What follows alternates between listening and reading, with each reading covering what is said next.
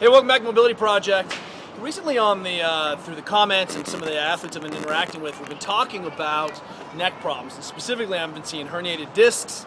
I've seen athletes herniate coming through. We've seen a lot of kind of mechanical problems in the neck area. Now, if I'm squatting, it makes good sense that, hey, if I lose my lumbar position and then reverse back up, that's going to be a problem. Basically, we know that as one of our fundamental movement kind of paradigms is that we're trying to limit spinal movement under load.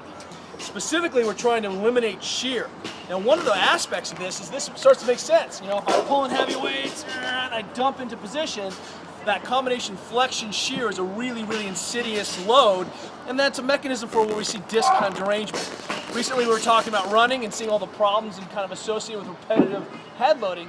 Well, this is a big one. When I'm loading my arms, I'm putting my arms over my head or supporting load over my head, in a sense, my traps are attaching right up into my neck. And here's the problem, is that my neck becomes a stabilizer for my traps.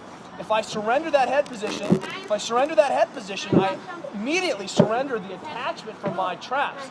We also see that the head acts like a keystone. So that if I break head position, I'm going to break through the whole system, shoulders round, can't close off, and we see all of these problems in our athletes.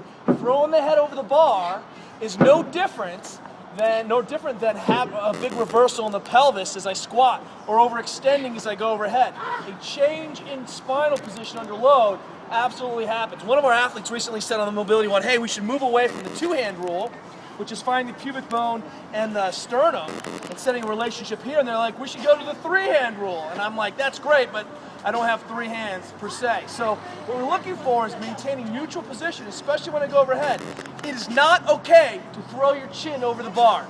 This difference in work is negligible. You haven't done anything. You've met some fake requirement, and you've exposed your neck to a horrendous amount of shear under an enormous load when that spine is already under lots of tension.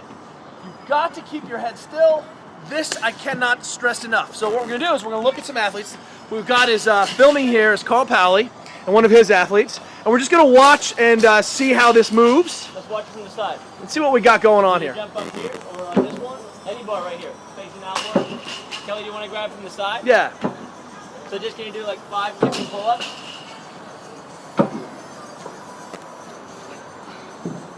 You can go aggressive if you want. Just go for it. He actually got better as he went. I think he listened to you a little bit. Now, what did you see there, Coach? So basic thing that's happening, he's actually doing a really clean tip. It's almost like you have an amazing coach, right? Yeah. But I think the biggest thing, shing, shing, shing. But the biggest thing that we're seeing is that little flinch at the top. What we're thinking about when we're doing pull-ups, the majority of us, we're thinking chin over the bar, so we're trying to throw that chin to get that little extra inch and not have to focus on our pulling mechanism. And Hav is doing that really well. He's getting to the top, he's like, I don't have to pull anymore, let me just be lazy, let me shoot that chin over the bar. And when he hits that position, that's kind of that flinch. Shoulder gets into a bad position, all the crap. The pain. Does that look beautiful? So what we realize is that we have to cue it a little bit different. We can't just say, hey, let's get you into a good chin position or a good neutral position, because when we're in that tunnel going at high speeds, it's very hard to do that. So just like Kelly said, you have to get organized before you go.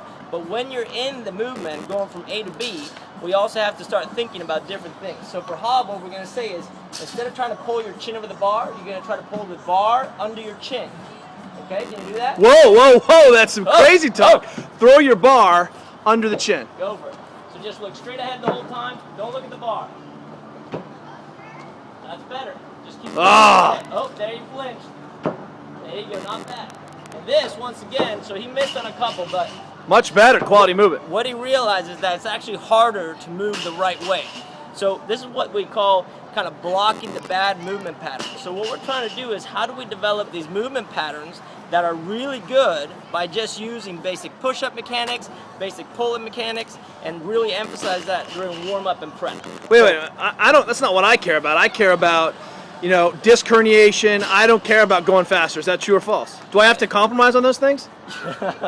You can care about whatever you want. We just have to care about proper movement, and all those things that you care about will go away. Ah, may check. put you out of business. So it's really about going faster and more efficient. Can you give us an example, Carl, what you're talking about? Of the pull-ups? Yeah. Yeah, sure. I can't jump that high. I'm a little smaller. El pocket.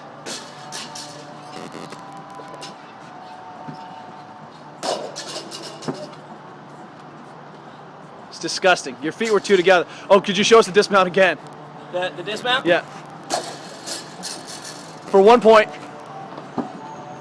Stick it! Beautiful. So look, what we want to do is move away from saying, hey, I'm coaching my athletes around problems. You know, can we look at shoulder rotation? Absolutely. This episode and mission is for you to start really paying attention. When we see people doing push-ups and the head breaks, shoulders round, I lose that global stability, that spinal stability. I no longer control the one joint.